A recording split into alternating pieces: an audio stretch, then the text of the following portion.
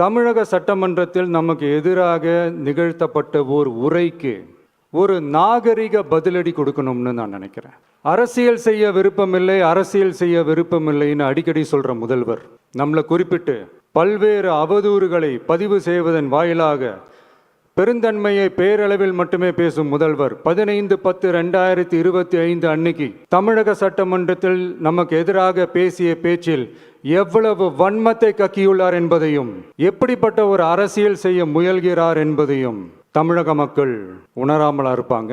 இந்த கரூரோட சேர்ந்து 5-6 மாவட்டத்துக்கு இந்த மக்கள் சந்திப்பு நிகழ்ச்சிகள்லாம் நடத்தியிருக்கிறோம், போயிருக்கிறோம். இந்த லாஸ்ட் மினிட் வரைக்கும் எங்களுக்கு அந்த இடம் கொடுப்பாங்களா மாட்டாங்களா, பெர்மிஷன் தருவாங்களா மாட்டாங்களா, இப்படியே இழுத்து அடிச்சுக்கிட்டு இருப்பாங்க. தான் நாகப்பட்டினத்தில் சொன்னது மாதிரி தான், நாங்கள் ஒரு இடம் செலக்ட் பண்ணி கேட்போம், மக்கள் நல்லா ஸ்பேஷியஸாக நின்று பார்க்குற மாதிரி. பட் அவங்க அதையெல்லாம் ரிஜெக்ட் பண்ணிவிட்டு மக்கள் நெருக்கடியோடு நின்று பார்க்குற மாதிரி ஒரு இடத்த செலக்ட் பண்ணி எங்களுக்கு கொடுப்பாங்க. இது டிஃபால்ட்டாக எல்லா இடத்துலையும் இந்த ஒரு ஆர்கியூமெண்ட் நடந்துகிட்ருக்கோன்னு வைங்க.